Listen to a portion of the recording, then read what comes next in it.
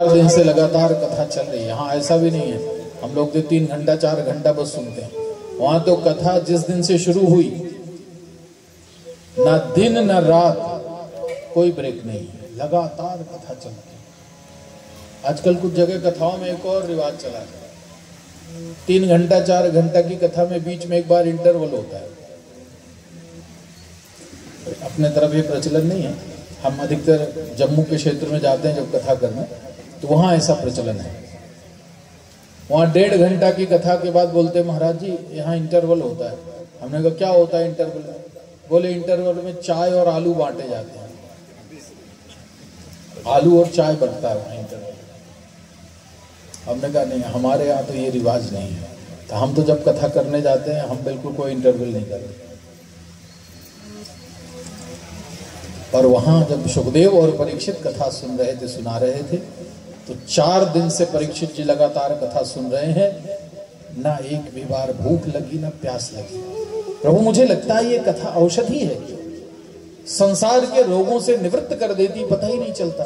आप लोग देखिए, हम देखते हैं आप लोगों को, आप लोग भी 3 घंटा 4 घंटा 5 घंटा ऐसे ही बैठे रहते हैं। बहुत कम लोग हैं जो बहुत ही विवशता में उठते होंगे, नहीं तो कोई उठता नहीं है। ऐसे श्रोता हो तो कथा का आनंद भी आता है। बहुत जगह तो होता है कि लाइन लगी, एक गया तो फिर दूसरा गया तो तीसरा गया। सबसे ज्यादा दिक्कत कब होती है? जब बाहर चाय कॉफी का स्टॉल लगा होता है, तब सबसे ज्यादा परेशान। लेकिन यहाँ ऐसी कोई बात नहीं है। एक आसन पर बैठकर स्थिर भाव से कथा सुन रहे हैं परीक्षित जी। क्यों प्रभु? ये ऐसी औषधि है।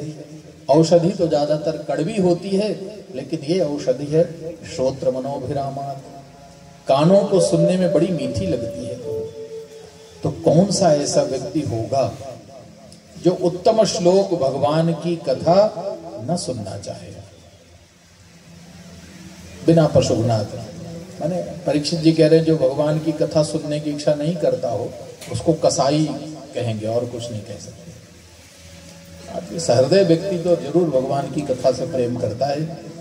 तो भगवान की लीलाएं हैं जो मन को आनंद से भर देती हैं। प्रभु इन कथाओं को सुनकर के तृप्ति नहीं हो रही, आगे क्या हुआ मुझे वो सुनाइए। आगे की लीला सुनाई। भगवान थोड़ा बड़े हुए, कितने भगवान अब बड़े हो गए, 108 दिन के लगभग, 3 महीने के हो रहे हैं, तीसरे महीने की लीला।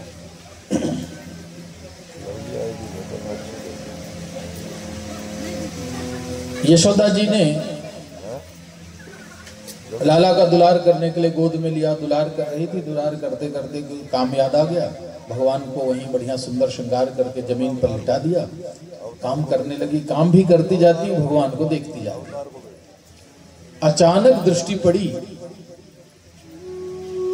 कि कन्हैया ने करवट बदल ली। पहली बार बिना किसी सहारे के पलट गए। पूरे गांव में न्योता भेज दिया। गोपियों ने पूछा क्या है? कहा आज भगवान का जन्म नक्षत्र मिला है।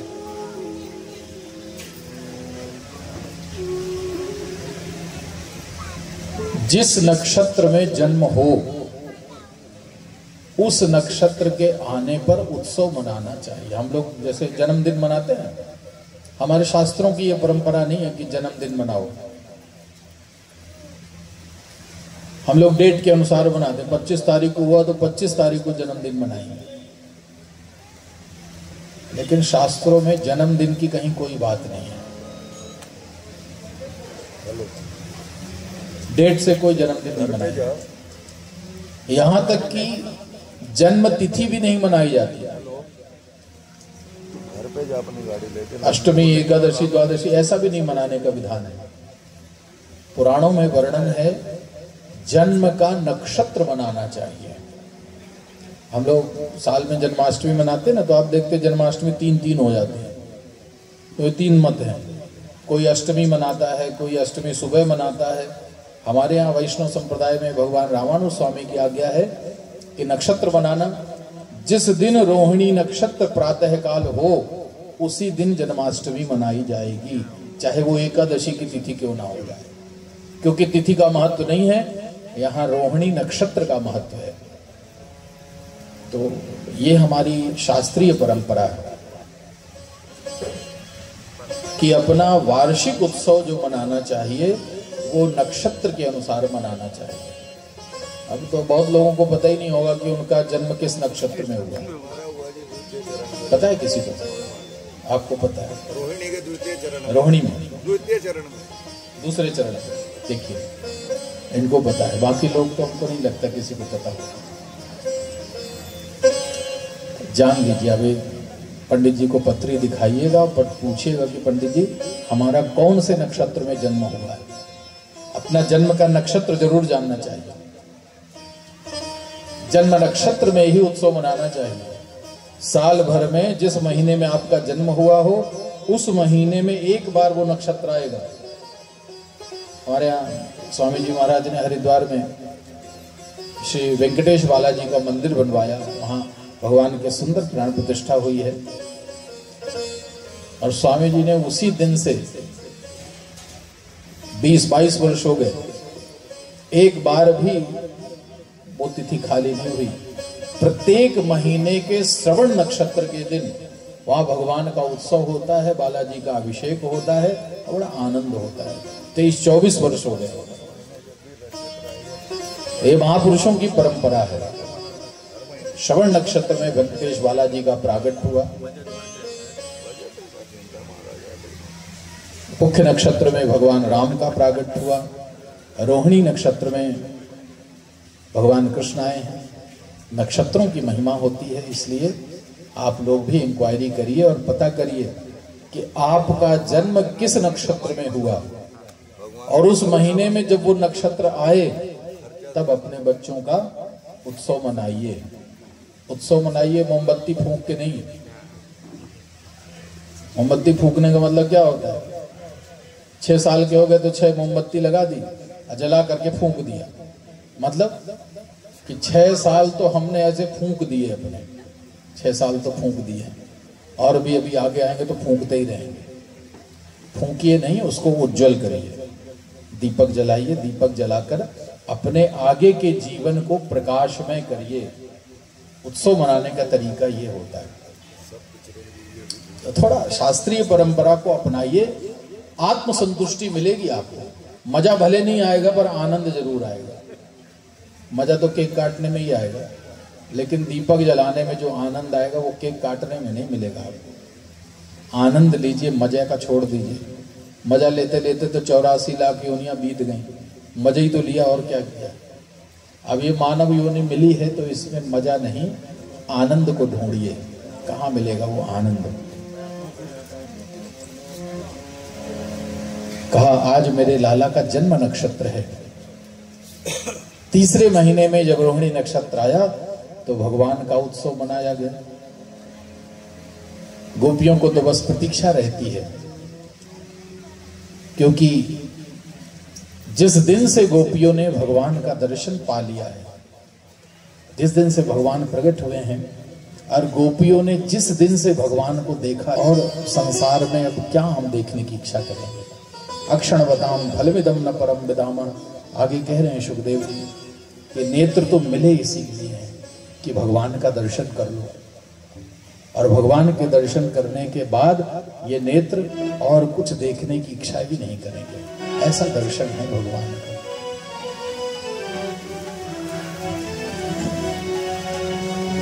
मैं अपना किसे बनाऊं तुझे देखने के बाद। मैं अपना किसे बनाऊं तुझे देखने के बाद।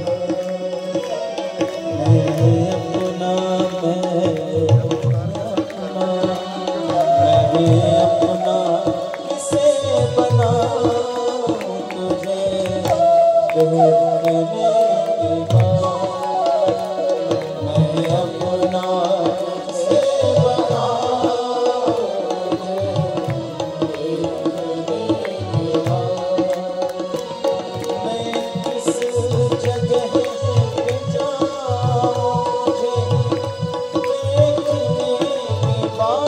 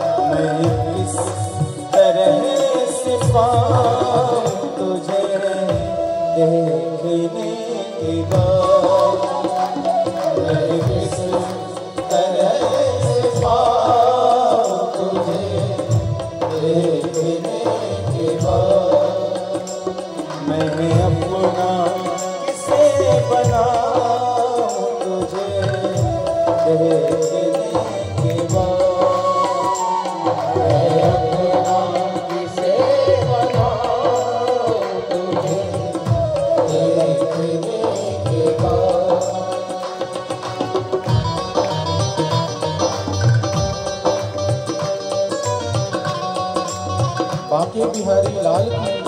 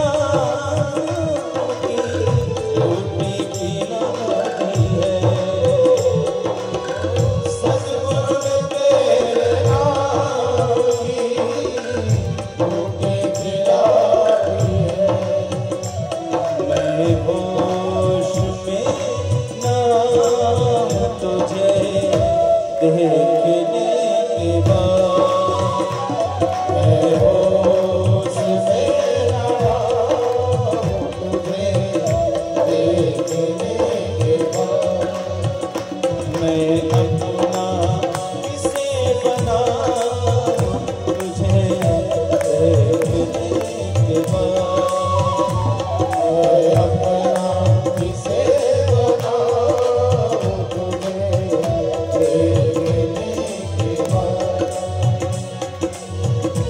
मैं किस जगह पे जाऊं तुझे देखने के बाद मैं अपना एक बार दोनों हाथ उठा के सभी लोग बोलेंगे ओ मैं अपना किसे बनाऊं तुझे देखने के बाद मैं अपना किसे बनाऊं तुझे देखने के बाद मैं किस तरह से पाऊं तुझे देखने के बाद मैं किस तरह से पाऊं तुझे देखने के बाद मैं किस तरह भुलाऊं तुझे देखने के बाद मैं किस तरह भुलाऊं तुझे देखने के बाद। ऐसा भगवान का दर्शन है। दर्शन भी नहीं, भगवान का दर्शन तो सुदर्शन है। भगवान का दर्शन दर्शन नहीं होता है, भगवान का दर्शन तो सुदर्शन है। एक बार देखने के बाद फिर और कुछ देखने की इच्छा नहीं रह जाती। इन्हें बिलोकत अति अनुराग। जनक जैसे योगी मोहित हो गए। भगवान का दर्शन तो इतना अद्भुत है। गोपियां पहुंच गईं, उत्सव होने लगा, सुंदर गीत गाए जा रहे थे। उसी समय कंस के द्वारा भेजा गया असुर गोष्ठ में भगवान के नंद महल में घुस गया। भगवान की दृष्टि गई, असुर आया है, इसका उद्धार करने के लिए भगवान ने फिर से पालने में पड़े रोना शुरू किया। यशोदा जी ने पालना उठाया। आंगन में एक बैलगाड़ी रखी हुई थी, उसी बैलगाड़ी के नीचे पालना रखा और चली आई। घुस गया वो असुर बैलगाड़ी में। बैलगाड़ी को संस्कृत में शकट कहते हैं, तो असुर का नाम पड़ गया शकटासुर। ये सब काल्पनिक नाम है। शकटासुर नाम पड़ा। दूध और माखन से लदी बैलगाड़ी, सोचा इसी के नीचे दबाकर कृष्ण को मार दूं। बैलगाड़ी नीचे दबाने लगा। भगवान वैसे ही छोटे छोटे पैरों को उछाल उछाल कर रो रहे थे। देखिए प्रभु का ऐश्वर्य कि उस असुर को मारने के लिए भगवान ने कोई वामन जैसा विराट रूप नहीं लिया और कोई नरसिंह जैसा बल नहीं दिखाया। वैसे ही छोटे छोटे पैर उछाल रहे थे। बैलगाड़ी नीचे आई, भगवान के पैरों का स्पर्श हुआ, हवा में उछली, धरती पर गिरते ही चकनाचूर हो गई। शकटासुर का उद्धार करके लगभग आयु हो गई भगवान की। तृणावर्त नाम के एक असुर का भी उद्धार कर 1 वर्ष की आयु के अंदर 3 असुरों का उद्धार करके भगवान अपना यह ऐश्वर्य दिखा करके आगे की लीला में चल रहे हैं। गर्गः पुरोहितो राजन् यदूनां सुमहातपा व्रजं जगामनन्दस्य वसुदेव प्रणोदितः।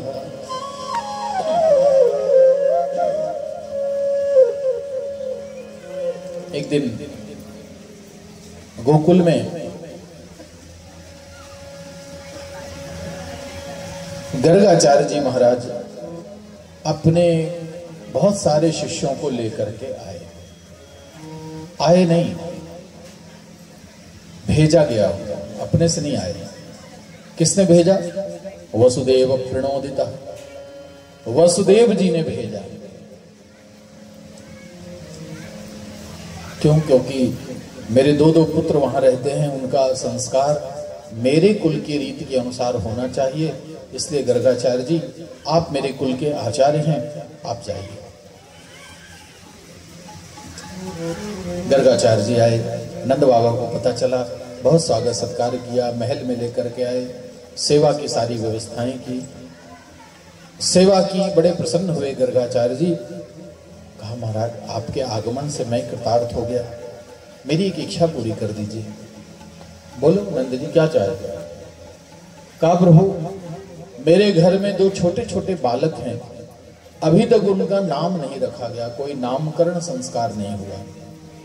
नियम होता है कि बालक या बालिका के जन्म से 12 दिन के अंदर किसी अच्छे मुहूर्त लग्न में उनका नामकरण हो जाना चाहिए।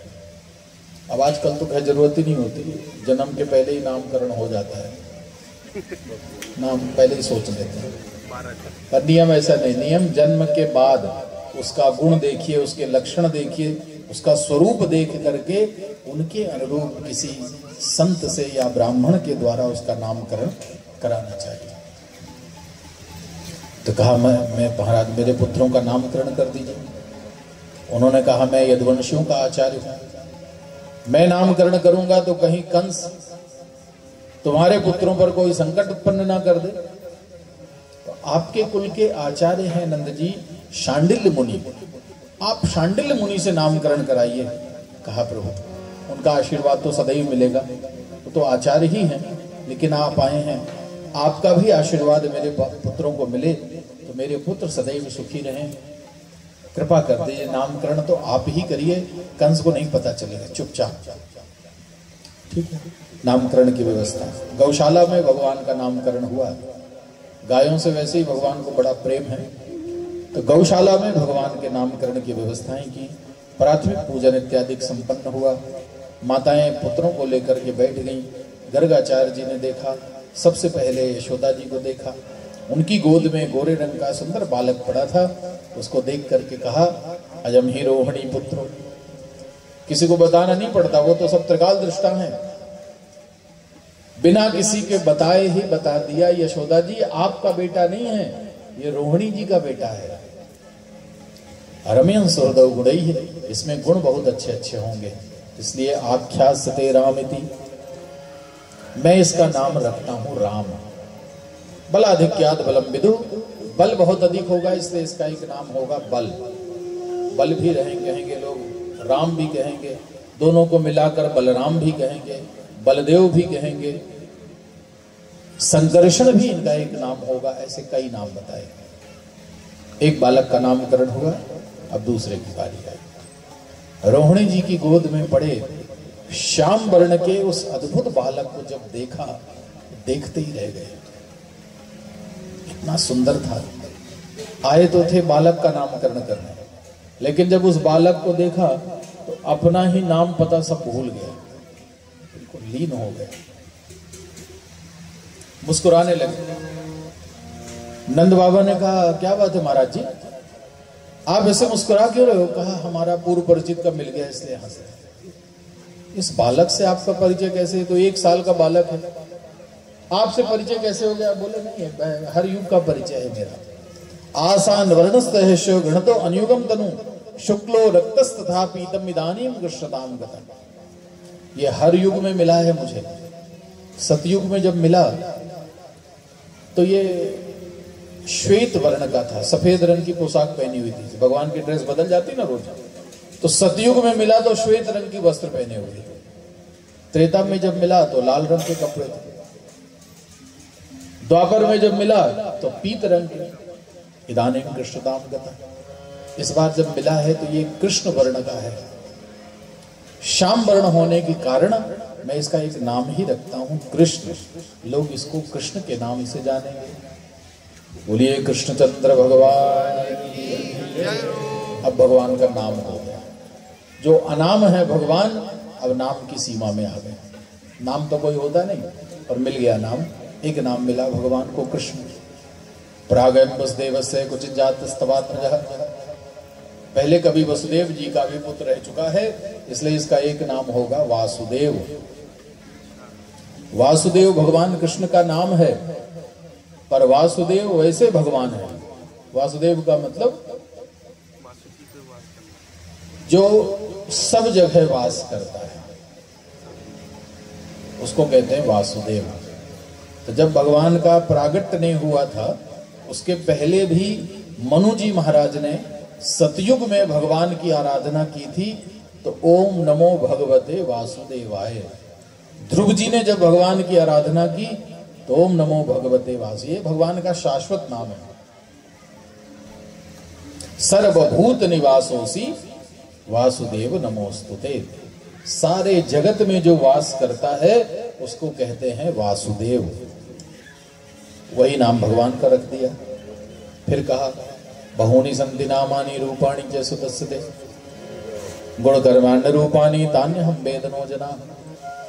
इसके बहुत सारे नाम होंगे, रूप होंगे, जिनको मैं तो जानता हूं पर आप नहीं जानेंगे।